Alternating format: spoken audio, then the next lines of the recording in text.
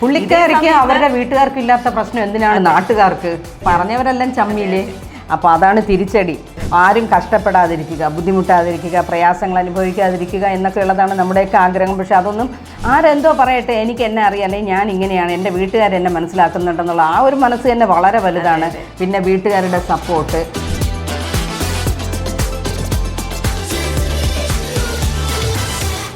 ചേച്ചി, നമുക്കറിയാം ഈ ബിഗ് ബോസിലൊക്കെ പോയി കഴിയുമ്പം പലരും പറയാറുണ്ട്, പോകുന്നു എന്ന് പറയുമ്പം നിങ്ങൾ പോവരുത്, നിങ്ങളുടെ ഇമേജിനെ അത് ബാധിക്കും, പോവേ ചെയ്യരുതെന്ന് ഒരുപാട് പേര് പറയാറുണ്ട്. അതില് കുറച്ച് സത്യമുണ്ട്. കുറച്ച് സത്യമുണ്ട്. കാരണം നല്ലൊരു പോപ്പുലാരിറ്റിയിൽ ഇരുന്നിട്ട് ഷോയ്ക്കകത്ത് പോയിട്ട് പുറത്തിറങ്ങുമ്പോൾ നെഗറ്റീവായിട്ട് ഇറങ്ങുന്ന ഒരുപാട്. എന്തുകൊണ്ടാണ് അതുല്യ അങ്ങനെ ഉണ്ടാവുന്നത്? അതുല്യയുടെ എൻ്റെ അഭിപ്രായത്തിൽ നമ്മളായിട്ട് നിന്നാ പേടിക്കണ്ട. തീർച്ചയായിട്ടും. പക്ഷെ നമ്മളില് അങ്ങനെ പറ്റുന്നത് എല്ലാവരും അറിഞ്ഞ് പിന്നെ അതിനെ കുത്തിപ്പൊക്കി അത് ഭയങ്കര ഇതായി. അങ്ങനെ ഒരുപാട് പേർക്ക് പബ്ലിക്കിൽ പിന്നെ ഇറങ്ങാൻ പറ്റാത്ത അവസ്ഥയിലായിട്ടുണ്ട്. അതെ അതെ. പക്ഷേ നമ്മളെ ഇത്തവണത്തെ സീസൺ 7 കുറച്ച് വ്യത്യസ്തമായിരുന്നു. സീസൺ 7 എല്ലാം കൊണ്ടും വ്യത്യാസമായിരുന്നു. സീസൺ 7 എനിക്ക് തോന്നുന്നു ഏറ്റവും ഗുണം ഉണ്ടായിട്ടുള്ളത് രേണു സുധിക്കായിരിക്കും. തീർച്ചയല്ലേ. ഇപ്പൊ എവിടാ നിക്കുന്നത്? സത്യം ചേച്ചി. കാരണം മറ്റൊന്നുമല്ല, പുള്ളിക്കാരിയുടെ വളർച്ചയിൽ തീർച്ചയായിട്ടും ഞങ്ങൾ എന്തായാലും സന്തോഷമാണ്. കാരണം ഒരു സ്ത്രീ ഒറ്റയ്ക്ക് നിന്ന് ഇത്രയൊക്കെ നേടിയെടുക്കുക എന്ന് പറയുന്നത് ചെറിയ കാര്യമല്ല. നമുക്കറിയാം, നമ്മുടെ ബിഗ് ബോസ് സീസൺ 7 തുടങ്ങുന്നതിന് എനിക്ക് തോന്നുന്നു ഏകദേശം ഒരു 6 മാസങ്ങൾക്ക് മുൻപൊക്കെ ആയിരിക്കും പുള്ളിക്കാരി ഈ ഒരു ആർട്ടിസ്റ്റ് എന്നുള്ള ഒരു രീതിയിലോട്ട് മാറുന്നത്.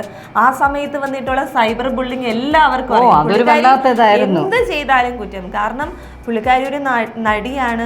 പുള്ളിക്കാരിക്ക് ഇപ്പോൾ ഒരു വേഷം കിട്ടുമ്പോൾ ആ രീതിയിൽ പുള്ളിക്കാരി അത് പ്രസന്റ് ചെയ്യുന്നു. പുള്ളിക്കാരിക്ക് അവരുടെ വീട്ടുകാർക്ക് ഇല്ലാത്ത പ്രശ്നം എന്തിനാണ് നാട്ടുകാർക്ക്?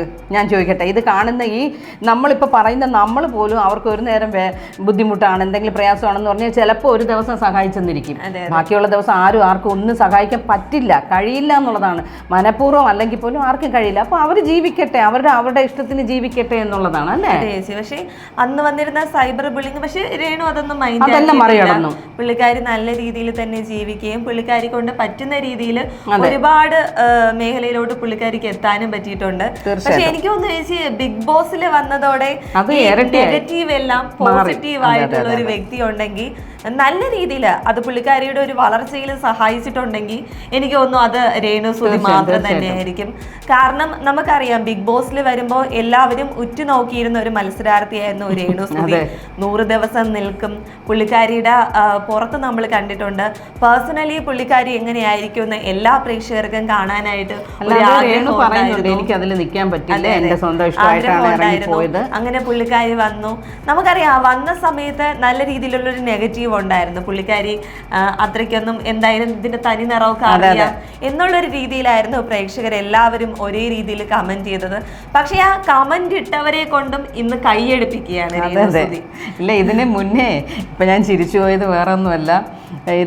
അതായത് ഇന്നലത്തെ ആ ഫൈനലിന് മുന്നേ ഇന്നലെ ഒരു പ്രോഗ്രാം നടന്നിട്ടുണ്ടായിരുന്നു. ഗായിക ശിവാംഗി കൃഷ്ണകുമാറൊക്കെ വന്നിട്ടുള്ള അതുണ്ടായിരുന്നു. പിന്നെ ഒരു കോമഡി ഇതുപോലെ നമ്മുടെ ജഗദീഷ് ഒക്കെ കൂടെ ഉണ്ടായിരുന്നു. അതിൽ നമ്മുടെ അസീസ് പറയുന്നുണ്ട്, രേണു വന്ന് കുറെ പേന് കൊന്നിട്ട് പോയി.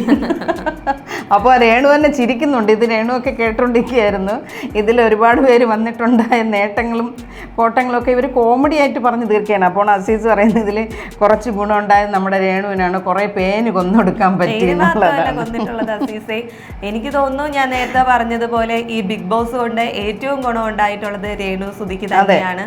കാരണം ഫെയിം ആയിരുന്നാലും കുറച്ചുകൂടെ പുള്ളിക്കാരിക്ക് കൂടിയിട്ടേ ഉള്ളൂ. അവസരങ്ങളാണെങ്കിലും പുള്ളിക്കാരിനെ വീണ്ടും തേടി വന്നിട്ടേ ഉള്ളൂ.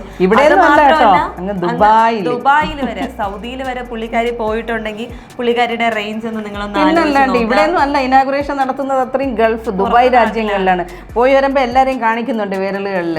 കണ്ടോ ഡയമണ്ട്, കണ്ടോ ഡയമണ്ട്. ഇതൊന്നും ഞാൻ കളിയാക്കുന്നതല്ല കേട്ടോ. അതൊക്കെ അവരുടെ രീതിക്ക് അത് പറയുന്നു. തീർച്ചയായിട്ടും ഡിസേർവിംഗ് ആണ്. അത്രയ്ക്കും പുള്ളിക്കാരി സൈബർ ബുള്ളിങ് നേരിട്ടിട്ടുണ്ട്. മാത്രമല്ല, ഇപ്പൊ നമ്മുടെ റീ എൻട്രി നടത്തിയ സമയത്ത് ഞാൻ നേരത്തെ പറഞ്ഞ പോലെ ശിവാംഗി വന്ന സമയത്ത് പുള്ളിക്കാരിയുടെ പാട്ട് സത്യം പറഞ്ഞ സത്യം ശിവാംഗി വരെ ഞെട്ടി നിന്നിട്ടുണ്ട്. ശിവാംഗി പാടുന്നില്ല, പാടാതെ ഇങ്ങനെ നോക്കിക്കൊണ്ട് നിൽക്കുന്നുണ്ട്. മാത്രമല്ല നമ്മുടെ ഫിനാലയിലും കഴിഞ്ഞ ദിവസവും പുള്ളിക്കാരി ആ സെയിം ലാലേട്ടനോട് പറഞ്ഞു ഞാൻ രണ്ടുപേരും പാടട്ടെ, പാടും എന്ന് പറഞ്ഞിട്ട്. നല്ല ഒരു സ്പെഷ്യൽ വോയിസ് ആണത്. അതെ അതെ, നല്ല രീതിയിൽ ആ ഒരു സ്വാഗിലൊക്കെ പുള്ളിക്കാരി പാടുന്നത് കേട്ടു. എന്തായാലും വളരെയധികം സന്തോഷം മാത്രമേ ഉള്ളൂ. ഇനിയും പുള്ളിക്കാരിക്ക് നല്ല എന്നാണ് ആഗ്രഹിക്കുന്നത്. അല്ല, ഈ പറഞ്ഞവരെല്ലാം പറഞ്ഞവരെല്ലാം ചമ്മിയില്ലേ. അപ്പൊ അതാണ് തിരിച്ചടി. ഒരു സ്ത്രീക്ക് കൊടുക്കാൻ കഴിയുന്ന ഏറ്റവും വലിയൊരു ചാലഞ്ചാണ്.